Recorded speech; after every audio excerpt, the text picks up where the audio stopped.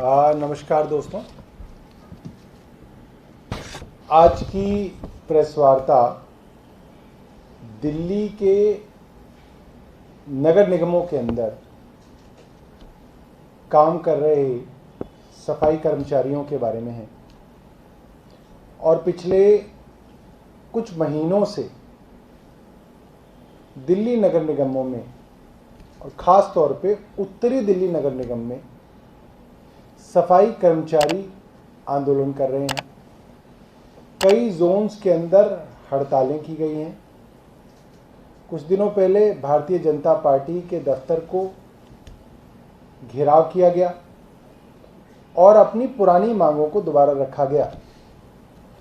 और मैं आपको याद दिलाना चाहता हूं, पिछले 5 सालों में कई बार सफाई कर्मचारियों ने लंबी हड़तालें की हैं और 2018 का मुझे ध्यान है, भाजपा के दिल्ली के अध्यक्ष मनोज तिवारी जी ने सफाई कर्मचारियों की सारी मांगें मानते हुए जूस पिलाकर उनकी हड़ताल खुलवाई थी और वादा किया था 1998 से लेकर कम से कम 2003 तक के सफाई कर्मचारी जिनकी भर्ती हुई थी उनको वो रेगुलराइज करेंगे और उसके बाद 2003 से उसके बाद जो सफाई कर्मचारी कंपैशनेट ग्राउंड पे भर्ती हुए हैं उनको रेगुलराइज करेंगे। ये बात मैं आप लोगों को बता दूं, दिल्ली की सफाई व्यवस्था इतनी खराब होने का एक बड़ा कारण ये है कि करीब 15-20 सालों से दिल्ली के अंदर एक भी सफाई कर्मचारी भर्ती नहीं किया गया, एक भी नहीं किया गया, ना कच्चा ना पक्का। सिर्फ कंपैशनेट ग्राउंड पे कुछ भर्तियां हुई हैं। मतलब अगर किसी की मृत्यु हो जाती है और उसके बच्चे होते हैं, नौकरी करने लायक होते हैं, या पत्नी होती है नौकरी करने लायक, तो उनको जो नौकरी मिलती है, कुछ नौकरियां सिर्फ उनको दी गई हैं। उसके अलावा कोई नई नौकरी ना कच्ची ना पक्की सफाई कर्मचारियों को दी गई है। और जो वादा किया गया था, जो भारतीय जनता पार्टी ने चुनाव से पहले भी किया था, उससे पहले वाले चुनाव में भी किया था, बीच में हड़तालों पे किया था कि इन कर्मचारियों को पक्का किया जाएगा, उसके अंदर कोई कदम जो है नहीं उठाया गया है।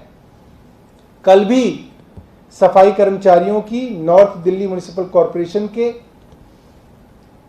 महापौर से बात हुई है और उन्होंने फिर वादा किया है कि हम कुछ दिनों में कर रहे हैं।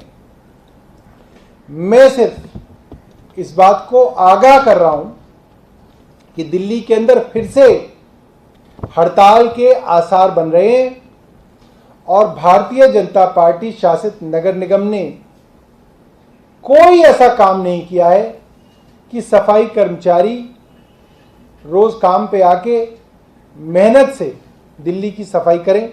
मेरे साथ आज संतलाल चावड़िया जी हैं जो अखिल भारतीय श्रमिक संघ के अध्यक्ष हैं और दूसरी तरफ नॉर्थ दिल्ली म्युनिसिपल कॉरपोरेशन के लीडर ऑफ अपोजिशन विकास गोयल जी हैं।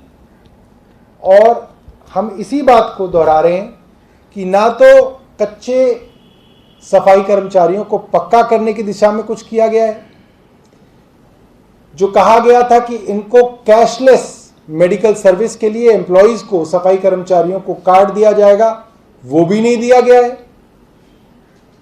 जहां पे पेंशनर्स को कार्ड दिया गया है, उनके कार्ड लेके अगर वो अस्पताल जाते हैं तो अस्पताल वाले उसको मानने से इनकार कर देते हैं, क्योंकि एमसीडी ने प्राइवेट अस्पतालों का बकाया पैसा कई सालों से नहीं दिया।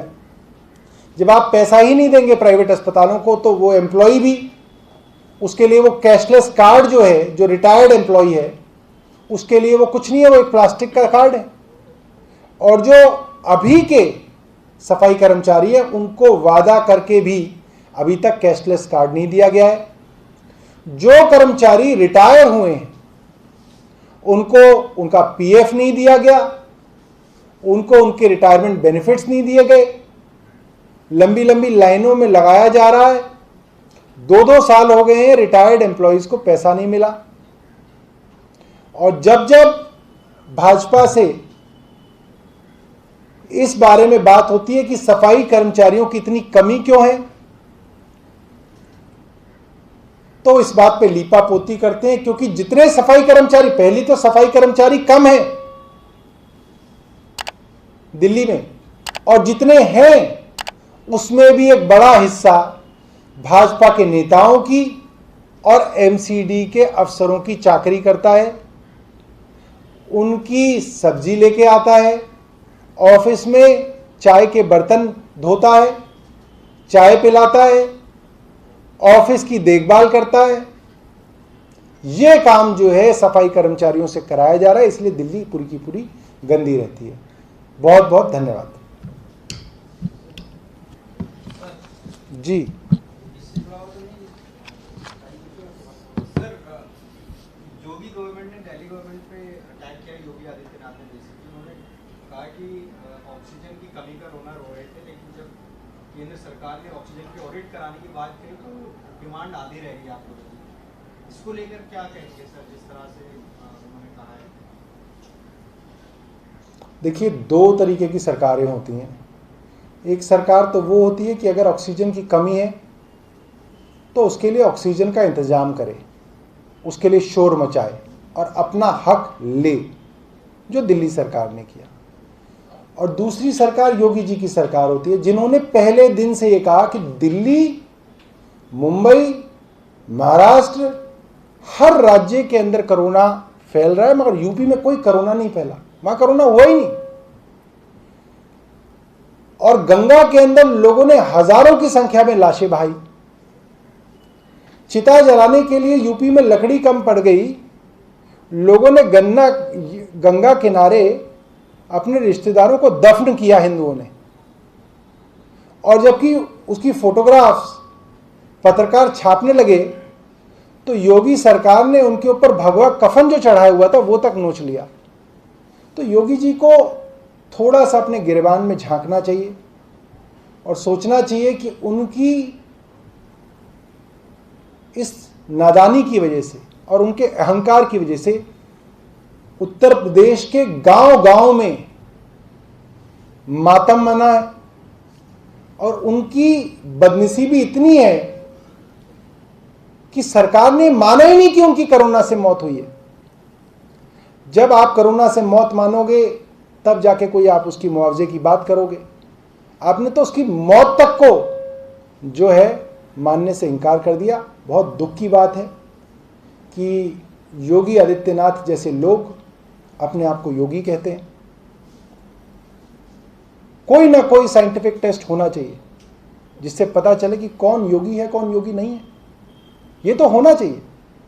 कोई भी आदमी जो है अपने आप को योगी ऐसे नहीं कहना चाहिए। तो ये बहुत दुर्भाग्य है हमारे देश का कि इस तरीके के आदमी जो गुस्से से लाल हो जाता है। अरे योगी के बारे में तो भगवान श्री कृष्ण ने बोला था, योगी को ना गुस्सा आता है ना योगी को खुशी होती है।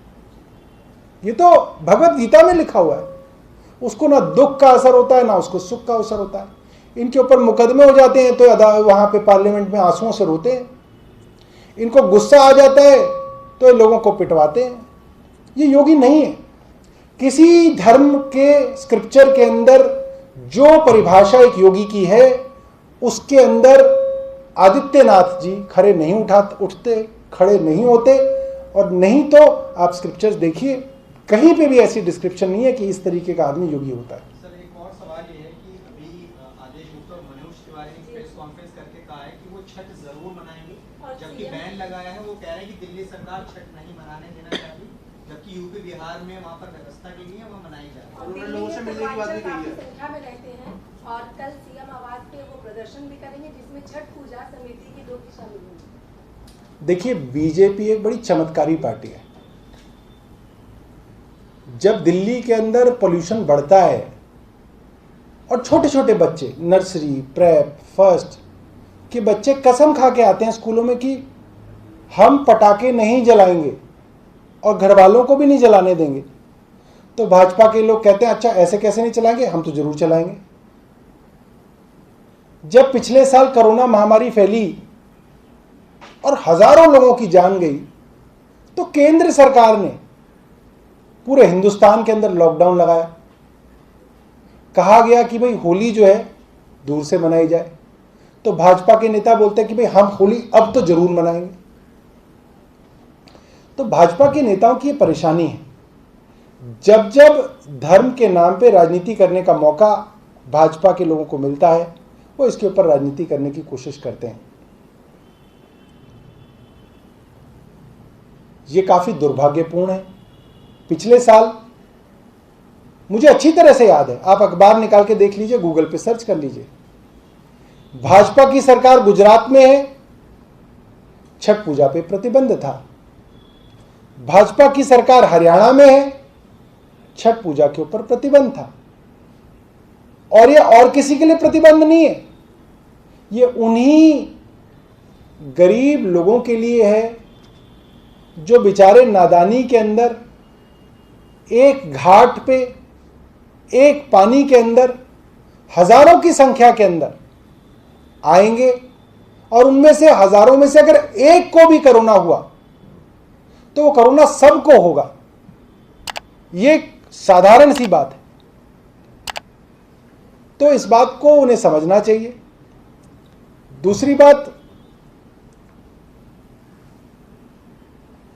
दिल्ली सरकार इसके ऊपर विशेषज्ञों से बात कर रही है कि क्या ऐसा तरीका हो सकता है कि लोगों की आस्था भी रहे, लोगों को ऐसा भी लगे कि त्योहार मन रहा है, और कोरोना जो है किसी भी स्थिति के अंदर हम ना फैलाएं दिल्ली के अंदर।